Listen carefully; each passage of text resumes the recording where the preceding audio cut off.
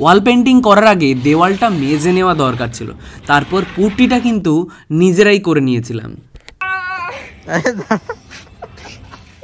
High, আমি সুরজিৎ। আজ তোমাদেরকে দেখাবো এই ওয়াল পেন্টিংটা আমরা কিভাবে করেছি। এটা ফার্স্ট স্টেপ, এখনও অনেকটা কাজ বাকি আছে। এটা ফার্স্ট পার্ট, নেক্সট পার্টে পুরো কমপ্লিট ভিডিওটা আসবে। তো আজ আমি তোমাদেরকে দেখাবো যে আমরা ওয়াল পেন্টিং যখন করি, আমার অনেক কাজই তোমরা দেখেছো ওয়াল পেন্টিংয়ের ক্ষেত্রে, আমরা যখন ওয়াল পেন্টিং করি তখন কিভাবে শুরু করি, কিভাবে মজা করি। যেহেতু আমি টাইম ল্যাপস ভিডিও দিচ্ছি না, তো আমার মনে হলো যে তোমাদের সাথে রিয়েল টাইম ভিডিওটাই একটু শেয়ার করি, যাতে তোমরাও শিখতে পারো। অনেকে আমাকে টেক্সট করেছো ফেসবুকে বিশেষ করে, যে আমি এইরকম শেখাই কিনা ওয়াল পেন্টিং। আমি ছবি আঁকা শেখাই, ওয়াল পেন্টিং ওইভাবে শেখাই না। তো যেহেতু তোমরা অনেকে রিকোয়েস্ট করেছো, অনেকে শিখতে চেয়েছো, তাই আমার মনে হলো যে আমি যদি এইটাও রিয়েল টাইমেই দিই তাহলে হয়তো তোমরা এখান থেকে শিখতে পারো। তো আমরা যখন কোনো কাজ করি, এখানে আমার তিনজন মিলে কাজ করছি আমরা, দুজন ভাই আছে। তো একজনেরই বাড়ির ছাদ এটা। তো আমরা জাস্ট ভিডিও পারপাসে নিজেদের কাজ ভালো লাগার জন্য, একটু শেখার জন্য, আরও ইমপ্রুভ করার জন্য, আর তার সাথে তোমাদেরকে দেখানোর জন্য আমরা এই পুরো কাজটা করছি। এখানে আমরা প্রথমে যে পুট্টি দিয়েছিলাম, পুট্টি দেওয়ার পর আমরা একটা প্রাইমার করে নিতে হয়। ওয়ালের ক্ষেত্রে আমরা অবশ্যই সেই প্রাইমারটা করে নেব। যখনই তোমরা কোনো ওয়াল পেন্টিং করবে সবসময় চেষ্টা করো প্রথমে প্রাইমারটা অবশ্যই করে নিতে। তা না হলে কী হবে, না হলে প্রাইমার অ্যাকচুয়ালি কী হয়, ধরো খুব সহজ ভাষায় যদি বলি, ক্যানভাসে যেরকম আমরা জেসো লাগাই, টেক্সচার হোয়াইট লাগাই, সেরকম ওয়ালের ক্ষেত্রে প্রাইমারটা লাগিয়ে নিতে হয়। তাহলে কি হবে, যে ওয়াল কালার শোক করে না খুব একটা বেশি, একটা কোট রয়ে যায়, যার ফলে কালার কম খরচ হবে তোমাদের ক্ষেত্রে, তোমরা যারা কাজ করছো, আর ওটা লং লাস্টিংও হবে, অনেক দিন থাকবে। যতক্ষণ না দেওয়ালের পুট্টি খুলে চলে আসে ততক্ষণ কালারটা উঠে আসার চান্স থাকবে না। তো সবসময় চেষ্টা করবে প্রাইমার আগে দিয়ে দিতে। তো দেন আমরা যেহেতু আমরা কৃষ্ণের কালার করছি, তো কৃষ্ণের অনেকটা পার্টি ব্লু ছিল, তারপর জলের মধ্যে শুয়ে আছে, যেটা তোমরা দেখেছো কিছুটা। তো সেই জন্য আমরা প্রথমে বেস একটা কোট মেরে নিচ্ছিলাম। তোমরা বেস কোট মেরে নিতে পারো, অথবা ড্রয়িং কমপ্লিট করার পর তারপর কালার করতে পারো, যেটা খুশি। দেখো, এর কোনো ছবি আঁকার কোনো নিয়ম হয় না যে এইভাবেই হবে বা কিছু। এটা আমি সবসময় বলে থাকি যে ছবি তোমার মতো করে তুমি করতে পারো, তার কোনো রুল নেই। তো আমরা এখানে 2-3 কোট দিয়েছিলাম। তো রোলার দিয়ে আমরা তিনজনেই ভালো করে কোট দিয়েছিলাম, যাতে ব্যাকগ্রাউন্ডের যে হোয়াইট পার্টটা সেটা বেশি দেখানো যায়। তারপর আমরা একটা গ্রাফ করে নিয়েছিলাম, যেহেতু অনেক বড় এটা ড্রয়িংটা, তো আমরা গ্রাফ ছাড়াও ড্রয়িং করতে পারি। আমার অনেক কাজে তোমরা গ্রাফ ছাড়া ড্রয়িং দেখেছো দেওয়ালে, ইভেন বুদ্ধার ক্ষেত্রেও। তোমরা যদি আমার ফেসবুকে ফলো করে থাকো তাহলে দেখবে যে বুদ্ধার ক্ষেত্রে আমি দেখিয়েছি কীভাবে তোমরা মেজারমেন্ট করে ড্রয়িংটা করতে পারো। তো যেহেতু আমাদের কাছে টাইম কম ছিল, তো তাই আমরা গ্রাফ করে নিই। গ্রাফ করলে কি হয়, টাইমটা অনেকটা কম লাগে। তো তোমার সেই রকম হলে, আমার এটা কমসে কম কত টাইম লেগেছিলো, আধা ঘন্টা, 1 ঘন্টা, 30 মিনিট, 40 মিনিট ধরে নিতে পারি আমরা। তো এই এত কম টাইমের মধ্যে যখন এত বড় একটা কাজ করছো, তখন অবভিয়াসলি তোমাকে গ্রাফ করে নিতে হবে, নাহলে ভুল হওয়ার চান্স অনেক বেশি থাকে।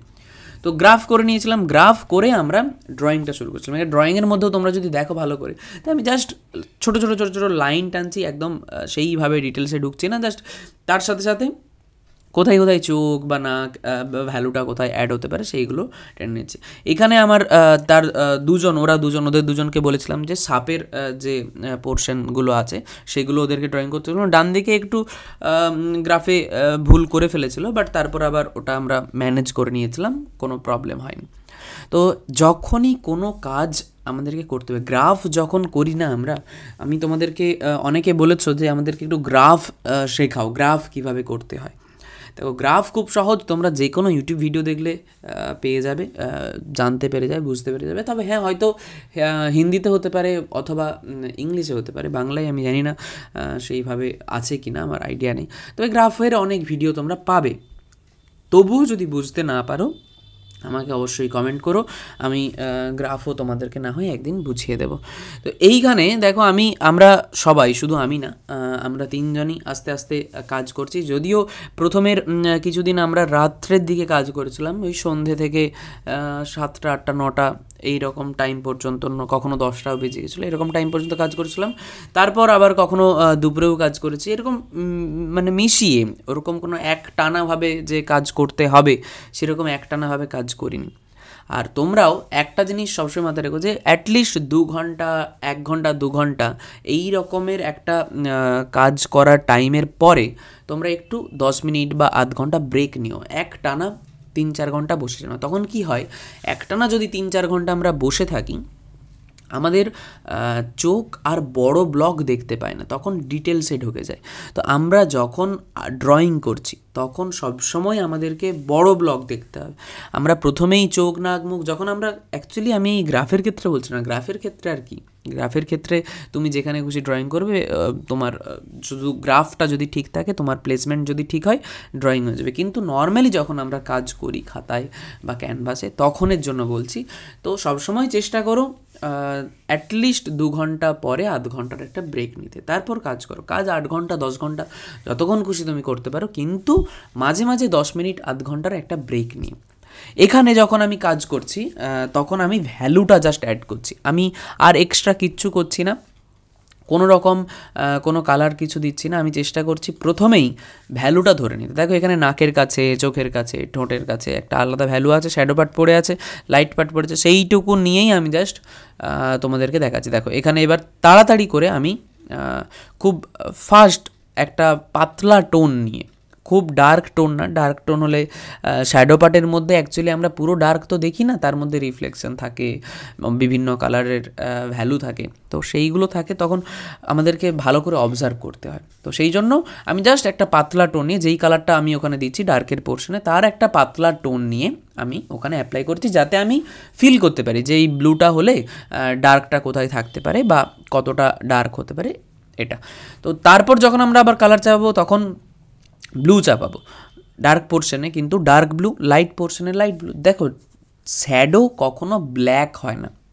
তোমরা অনেকে ইউজ করো ভীষণ ব্লু, ভীষণ ব্ল্যাক, তার ডার্ক কালার খুব একটা কালচে কালার চলে আসে। তো শ্যাডো কখনোই কালো হয় না, এটা আমি আমার স্টুডেন্টদেরকে বলে বলে কিছুটা চেঞ্জ করিয়েছি, এখনও বাকি আছে। অনেকে এই ভুলটা করে, সেই জন্য আমার মনে হয় যে তোমাদেরও এই ভুলটা হওয়াটা স্বাভাবিক। শ্যাডো সবসময় দেখো এখানে আমি এক রকমের জামা পরে আছি, আমার একদম বাঁদিকে যে ভাইটা আছে সে এক রকমের জামা পরে আছে, আর মিডিলে যে ভাইটা সে এক রকমের টি শার্ট পরেছে, মানে টি শার্ট, জামা বলা ভুল। তো আমাদের যে শ্যাডোটা পড়ছে, সেই শ্যাডোটা কিন্তু সবার এক না। যে অলিভ গ্রিন পরে আছে তার শ্যাডোটা অলিভ গ্রিনের ডার্ক। আমি যে টি শার্টটা পরে আছি, শার্ট বা টি শার্ট, শার্ট না টি শার্ট পরে আছি, তো দেখো এখানে আমার যে জামাটা আছে তার ডার্ক অ্যাকচুয়ালি মনে হচ্ছে ওই ডার্ক একই রকম ডার্ক, কিন্তু না, আমার যে জামার কালারটা কিছুটা ক্রিমসনের কাছাকাছি, তার ডার্ক কালার সেম। এদিকে যে ভাই আছে তারও, আমার জামাটা একটু কম লাইটে আছে, তাই আমার জামাটার যে ডার্কটা অতটা ভালো হয়তো বোঝা যাচ্ছে না। বাট বাঁদিকে যদি তোমরা দেখো যে ভাইয়ের যে টি শার্ট ছিল, তো সেই ক্ষেত্রে ডার্কটা আরও বেশি তোমরা ফিল করতে পারবে। তো ডার্ক আর লাইট কোনো একটা ছবিকে চেঞ্জ করতে পারে, এটা খুব খুব ইম্পর্ট্যান্ট একটা পার্ট। যে কোনো ছবির ক্ষেত্রে তোমরা যখনই কোনো কাজ করবে, সব সময় ডার্ক আর লাইটটাকে অবজার্ভ করার চেষ্টা করো, না কি তার ভেতরে চোখের যে কতটা চোখ আছে, কি অ্যাঙ্গেলে আছে, কিভাবে আছে, সেটা তার পরে। দেখো এখানে যদি আমি ফ্রি হ্যান্ডে ড্রয়িংটা করতাম, তাহলে প্রথমে কিন্তু আমি এর যে শ্যাডো পার্ট সেটাকে ড্রয়িং করার চেষ্টা করতাম, তারপর ভেতরে ডিটেলসে ঢুকতাম চোখ বা নাকের ফুটো সব কিছুর ওপর। যেহেতু আমি এখানে গ্রাফ করছি, আমার টাইম কম, এটা এক তাড়াতাড়ি করা, তো সেই ক্ষেত্রে আমার ঠিক আছে, কোনো ব্যাপার না। কিন্তু যখনই আমি এগুলো নিজে করবো, তো এগুলো বেসগুলো আমাদেরকে ঠিক করতে হবে। এখানে যেরকম বলেছিলাম যে আমি শুধুমাত্র ডার্ক কালারটা অ্যাপ্লাই করছি, আর সেটাই ভালোভাবে করার চেষ্টা করছি। খুব ডার্ক কালার নিয়ে নিচ্ছি না, যাতে ভেতরের যে ব্লু টোনটা আছে সেই টোনটা নষ্ট হয়ে যায়। তো ওইটুকু রেখে কাজ করার চেষ্টা করছি আমরা সবাই। আর এদিকে বাঁদিকে যে ভাই আছে ও ব্যাকগ্রাউন্ড কালার করার চেষ্টা করছে, ব্যাকগ্রাউন্ডটাকে ঢেকে দেওয়ার চেষ্টা করছে। আর নিচে যাকে তোমরা দেখতে পাচ্ছ না, অ্যাকচুয়ালি ক্যামেরাতে আসেনি, ও ওই সাপটাকে দেখো। আমি তোমাদেরকে স্টেপ বাই স্টেপ কমপ্লিট করার চেষ্টা। তাহলে আমরা ফার্স্ট স্টেপ কী করেছিলাম? ফার্স্ট স্টেপ সবার প্রথমে কিন্তু যদি মনে হয় কালার করে দেওয়া আছে ওয়ালে, তাহলে তার ওপর তোমরা নিজের মতো কালার করতে পারো। যদি কালার করে দেওয়া না থাকে তাহলে তোমাদেরকে কিন্তু প্রথমে একটু প্রাইমার করে নিতে হবে। প্রাইমার কোট দুটো বা চারটে দেওয়ার পর তারপরে তোমরা কালার করতে পারো। বেস টোন প্রথমে দিতে পারো, অথবা ডাইরেক্ট ড্রয়িংয়ের ঢুকে দিতে পারো, তারপর আস্তে আস্তে কালার চাপাতে পারো। যেটা তোমাদের সুবিধা মনে হয় সেটাই তোমরা করতে পারো। তো যেটা আমরা করেছি, সেখানে বেস টোন দিয়েছি, তারপর আস্তে আস্তে আমরা কাজের দিকে এগোচ্ছি। এখানে আমি চেষ্টা করছি কৃষ্ণের যে মুখের পোর্শনটা আছে সেটার শ্যাডোটা ধরে নিতে। চোখ, নাক, গলা, শ্যাডো ধরে নেওয়ার পর তারপর আমি চুলের পাটটা ধরেছি, আর ওরা ডান দিকের ভাইটা অন্য সাপটা ধরেছে, ডান দিকের সাপটাকে ধরেছে। আর ও নিচ থেকে একদম, আসলে তোমরা অনেকটা দেওয়াল দেখতে পাচ্ছ না এখানে, ও নিচের পোর্শনে ব্যাকগ্রাউন্ডে কালার চাপেছিল, তারপর কৃষ্ণের সামনে ব্যাকগ্রাউন্ডে কালার চাপাচ্ছে। আমি চুলের যে কালারটা, এখানে চুলে আমরা এখানে যে কালারটা ইউজ করছি সেটা একটু বলে দিই, তাহলে তোমরা বুঝতে পারবে কী কী প্রবলেম হতে পারে। আমরা যেহেতু এই কাজটা নিজেরা ভালো লাগার জন্য করছি, নিজেদের ইমপ্রুভমেন্টের জন্য করছি, আরও পরে আমরা এইভাবে কাজ করব, তার জন্য আমরা কিন্তু ডিস্টেম্পার ইউজ করছি। ডিস্টেম্পার বলতে এশিয়ান পেন্টস বা বার্জারের যে কালারগুলো সেগুলো ইউজ করছি। বাট আমি নর্মালি যখন কমিশনার করি তখন কিন্তু তার সাথে অ্যাক্রিলিক কালার ইউজ করি, যেটা একটু দামি হয়, তার জন্য আমার একটু বাজেটটা বেড়ে যায়। তো এখানে কিন্তু আমরা ডিস্টেম্পারটা ইউজ করছি শুধুমাত্র, যার কারণে যে ব্ল্যাক, প্রপার যে ব্ল্যাক, সেই প্রপার ব্ল্যাক আমরা পাবো না। প্রপার রেড, প্রপার ইয়েলো, এই যে কালারগুলো অ্যাকচুয়ালি ভাইব্রেন্ট যে কালারগুলো, সেগুলো আমরা পাবো না। আমরা জাস্ট, যদি ব্ল্যাক হয়, ব্ল্যাক আমরা খুব গ্রেইশ ডার্ক একটা কালার পেতে পারি, যেটা এখানে তোমরা দেখছো। এখানে তার সাথে অল্প একটু ব্রাউন মিক্স করেছি আমি। তো চুলের ক্ষেত্রে আমি জাস্ট ফ্লোটাকে অবজার্ভ করে আমি এর বেসটা, প্রথমে বেস বলতে চুলের যে লাইনগুলো থাকতে পারে, কিভাবে অ্যাঙ্গেল হতে পারে, সেটাকে একটু জাস্ট ধরার চেষ্টা করছি। আর এইখানে ওরা দুজনেই ব্যাকগ্রাউন্ডের ওপর একটু ফোকাস করেছে। তো ওরা দুজনেই একটু ব্যাকগ্রাউন্ড চাপাতে শুরু করেছিল, আর আমি চুলটাই ধরেছিলাম। তো চুলটাই করছিলাম, ওদেরকে মাঝে মাঝে একটু দেখিয়ে দিচ্ছিলাম কী কী করতে হতে পারে যখন সাপের কাছে কোনো কালার চাপাচ্ছে বা কিছু, তো তখন দেখিয়ে দিচ্ছিলাম। এখানে যে চুল কালার করছে, এখানে কিন্তু আমি কোনো লাইট কালার দিচ্ছিই না, জাস্ট একটা কালার নিয়েছি, তার সাথে চেষ্টা করছি চুলের যে ফ্লোটা আছে সেটা কিভাবে আছে বোঝানোর, আর কিছু না। আর এখানে দেখো, ওরা যে কালার করছিল, ব্যাকগ্রাউন্ডে কালার করার পর একটা টোন দেওয়ার পর রোলার চালিয়ে পুরো ব্যাকগ্রাউন্ডটাকে কমপ্লিট করছে। কারণ ইজি, রোলার দিয়ে কোনো একটা কাজকে কমপ্লিট করে দেওয়া খুব ইজি, কিন্তু সবসময় চেষ্টা করবে কাছাকাছি মেন সাবজেক্ট, বা যেমন ধরো এখানে কৃষ্ণটা আছে, তারপর সাপ, এইগুলোর প্রথমে পাশাপাশি যে কালারগুলো, ওগুলো ফ্ল্যাট ব্রাশ দিয়ে ভরাট করে নেওয়ার পর রোলার চাপিয়েছি। রোলার দিয়ে যখন কোনো একটা কালার চাপানো হবে, যেহেতু আমরা পাতলা টোন দিচ্ছিলাম, তাই ওখানে স্পট পড়েছিল। এখানে দেখো যে আমি ড্রয়িংটাও যেরকম ফ্ল্যাট ব্রাশ দিয়েই করেছি, কোনো পেন্সিল টেন্সিল ইউজ করিনি, তো দেখলেই তোমরা বুঝতে পারবে। আর এখানেও চুলটাও জাস্ট ফ্ল্যাট ব্রাশ দিয়েই চাপাচ্ছি, জাস্ট ফ্লো, এই যে কার্ভ হয়ে আছে, সেই কার্ভের যে ফ্লোটা আছে, সেই ফ্লোটাই জাস্ট অবজার্ভ করার চেষ্টা করছি। এখানে যে ঠোঁটের ড্রয়িংটা যদি তোমরা দেখো, ঠোঁটের ড্রয়িংয়ের মধ্যে দেখো কোনো রকম কোনো লাইন সেইভাবে দেওয়া নেই। আমরা অনেক সময় ঠোঁট ভুল করে থাকি, ওপরের দিকে দেখো ঠোঁটটা আছে, তো এখানে দেখো তিনটে ডার্ক মিডিলের যে লাইন, দুটো ঠোঁটের মিডিলের যে লাইন, সেখানে দেখো তুমি তিনটে ডার্ক ডট দেখতে পাচ্ছ। অ্যাকচুয়ালি ওইখানে ভ্যালুটা আছে, তারপর নিচের দিকে জাস্ট নিচের পোর্শনে একটু ভ্যালু আছে, নিচের লোয়ার লিপসে, আর ওপরের দিকে টোটের জাস্ট মিডিলে একটু ডার্ক আছে, তারপর সাইডে। এই ড্রয়িংগুলো অ্যাকচুয়ালি তোমরা করতে করতে করতে করতে ড্রয়িংয়ের ফ্লো, ডার্ক কোথায় আসছে, শেপ কীভাবে চেঞ্জ হচ্ছে, এগুলো সব তোমরা বুঝতে পারবে যদি তোমরা একটু ভালো করে কাজগুলোকে অবজার্ভ করো।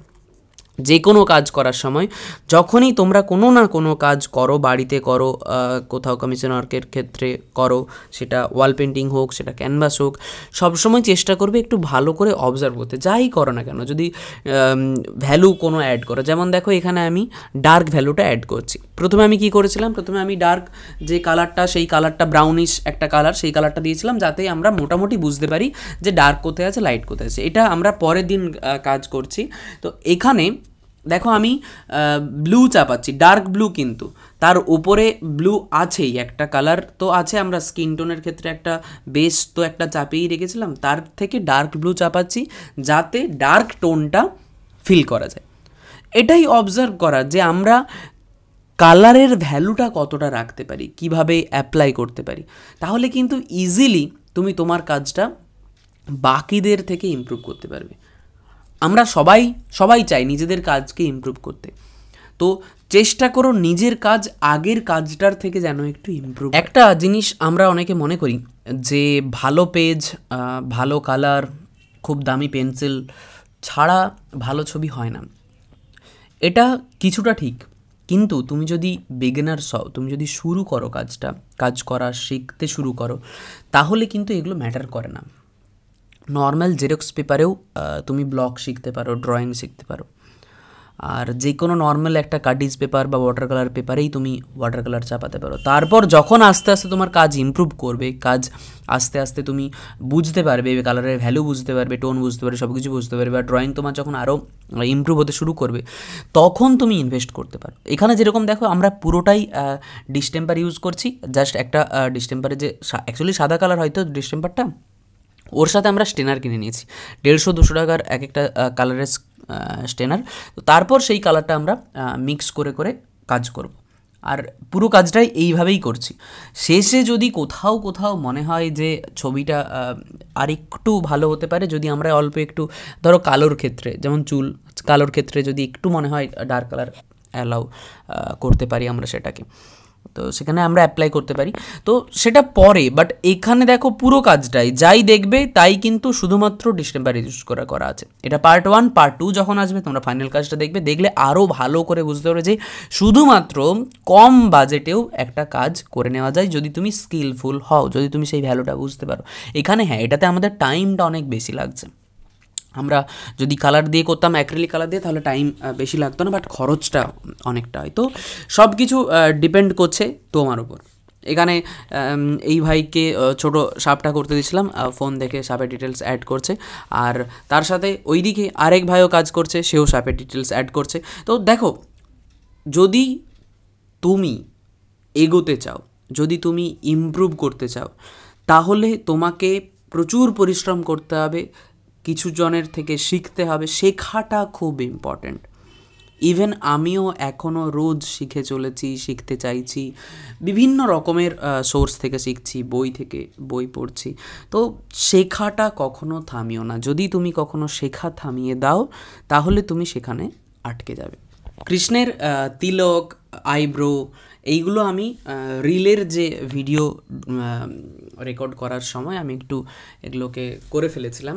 এখানে দেখো আমি ঠোঁটটা কালার করছি। তো দেখো, আমরা যখনই কোনো কাজ করি না কেন, বিশেষ করে তুমি যত বড় বড় আর্টিস্টদেরকে দেখবে তারা শ্যাডো পার্টে সেইভাবে হার্ড লাইন রাখার চেষ্টা করে না। তো কোথাও আমরা যখন ধরো হাত, তুমি যদি তোমার নিজের হাতকে দেখতে পাবে যে কোথাও কি কোনো লাইন তুমি দেখতে পাচ্ছ? আমি তো কোনো লাইন দেখতে পাই না। সেখানে একটা ওঠানামা আছে। ধরো একটা আঙুলটা রাউন্ড মানে ওঠানামা আছে, কোনো একটা পয়েন্ট ওপরে উঠে আছে, কোনো তারপরের দুটো পয়েন্ট দু সাইড ডাউন আছে। তো সেইটাকে ভ্যালু দিয়ে ধরতে হবে, না কি লাইন দিয়ে লাইন কোথাও নেই। তো সেই রকমই যখন আমরা কোনো ঠোঁট ড্রয়িং করি বা ঠোঁট কালার করি, তখন আমাদেরকে মাথায় রাখতে হয় ঠোঁটটা অ্যাকচুয়ালি লোয়ার লিপসটা বিশেষ করে স্কিনের পার্টের সাথেই টাচ হয়ে থাকে। ওপরের আপার লিপসটা তবুও একটু উঠে থাকে, সেখানে আমরা একটু লাইন অ্যাড করতে পারি, কিন্তু লোয়ার লিপসের ক্ষেত্রে কিন্তু বেশি সেইভাবে লাইন অ্যাড না করে শুধু ভ্যালুটা দিলেই আমার মনে হয় যে সেটা বেশি ভালো হবে। এখানে আমি নাকের কাছে একটু শ্যাডো অ্যাড করছি, তারপর রিফ্লেক্টেড লাইটও থাকবে, আর এইদিকে ওই ভাইটা ওই সাপের কাজটা করছিল। তো তারপর মাঝে মাঝে দূরে যাচ্ছে, দিয়ে আমি চাপাচ্ছি, সেটা দেখছে, আবার নিজের কাজ করছে।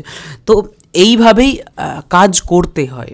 আমরা সবসময় যে কোথা থেকে শিখেই কিছু শিখতে পারবো সেরকমটা না। আমরা যদি একটু ভালো করে অন্য একজনকে অবজার্ভ করি, যেমন তোমাদেরকে যে আমি এই ভিডিওটা দেখছি, তোমরা যদি একটু ভালো করে অবজার্ভ করো, এর সাথে সাথে দেখো এটা কিন্তু ক্যানভাসে ড্রয়িং করার থেকে আলাদা কিছু না। আমি তোমাদেরকে ওয়াটার কালার দেখাই, অ্যাক্রিলিক দেখাই, সব মিডিয়ামই দেখানোর চেষ্টা করি।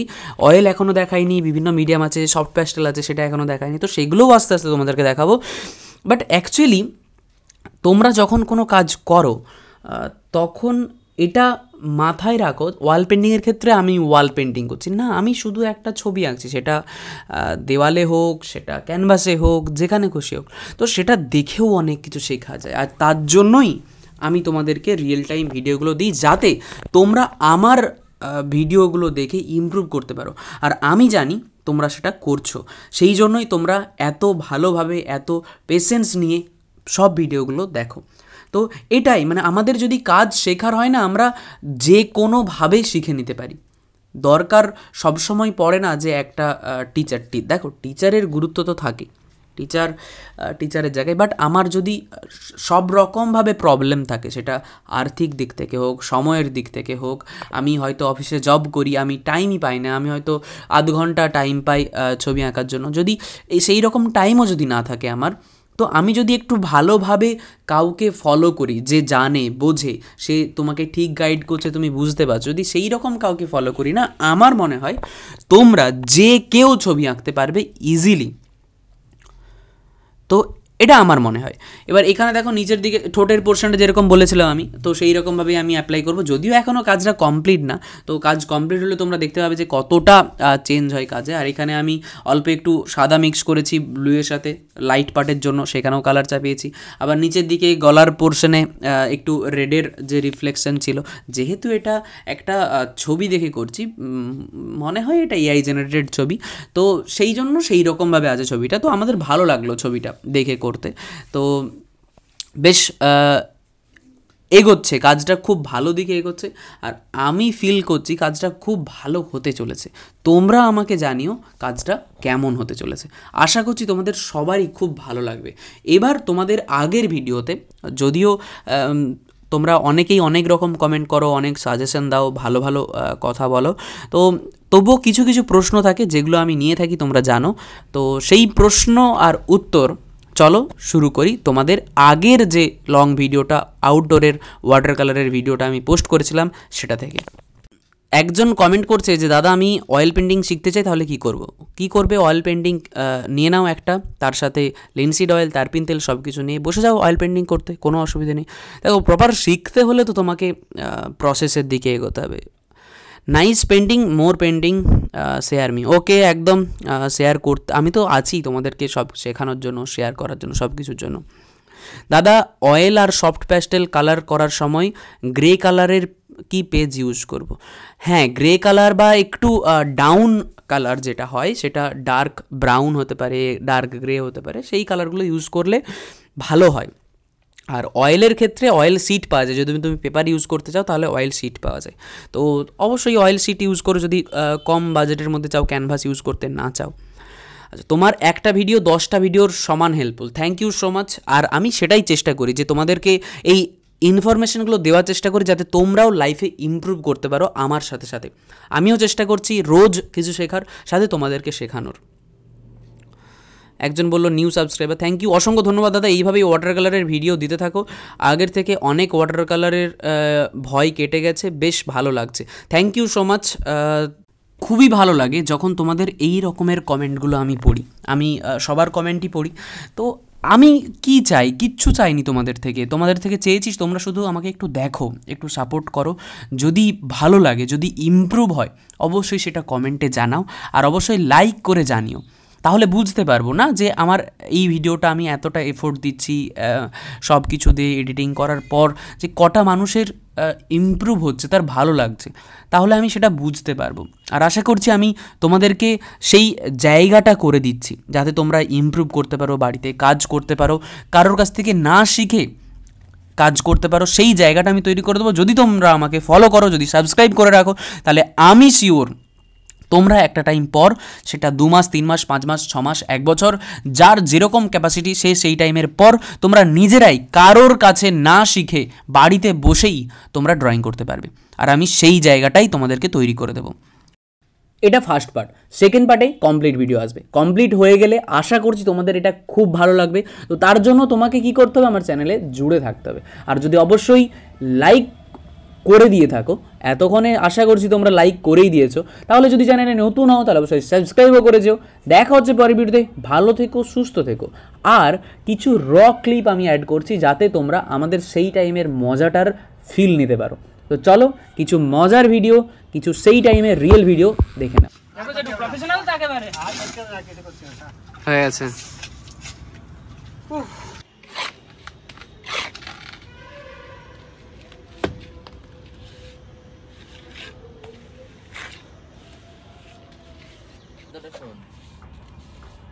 বল, ল্যান্ডস্কেপ করব না? ল্যান্ডস্কেপও করব, একটা ইয়েও করব। পোর্ট্রেটে করবি, ল্যান্ডস্কেপে করবি একই ভিডিওতে? না না, ও এখন ফার্স্টে আরো তাড়াতাড়ি। আরে দাঁড়াও, জল মিশাতে হবে। কেন? অনেক মোটা হয়ে গেছে। এটাই জলে মেশা। এত আমার চাই না। তাড়াতাড়ি আসো, মারো তুমি, এদিকে আসো। ছুঁড়ে ছুঁড়ে মার। হ্যাঁ, গায়ে লাগুক। লাগুক যত খুশি, আমি নাই করি ভয়। রাজা দুর্যোধন আমি নাটক করেছিলাম। আরেকটা ই নিতে পারতিস তো। এটা ভুল হয়ে গেছে না, আমি যতদূর বুঝতে পারছি। কেন? এটা ব্রাশ, এটা দোকান খোলে কিনা দেখি। এই দিয়ে কি করে হবে? পাটের দড়ি লেগে যাচ্ছে পুরো। এগুলো লটকাবানো এরকম করে দিল। এইটা তো হবে না, এই তো এই তো এইভাবে কি করে করে ব্রাশ নিয়ে আসি। এটা ব্রাশ নিয়ে আসতে হবে। গিয়ে আমাদের ভিডিওটা কে করবে? স্যার নিয়ে নিবি। স্যারের কাছে তো ধারও নেওয়া যাবে না, কিছু ক্লিপ মিসম্যাচ হয়ে যাবে, হুট করে আচ্ছা। এস দিতে হচ্ছে। এটা দিতে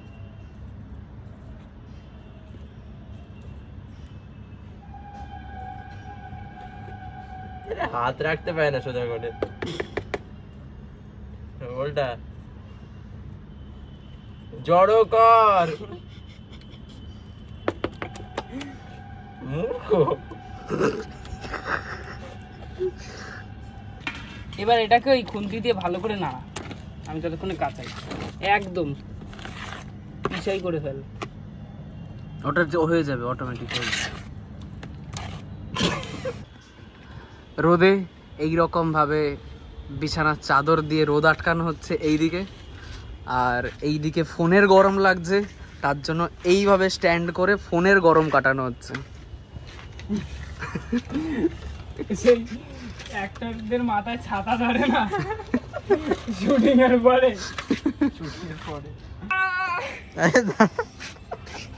হাই না, এবার বাই।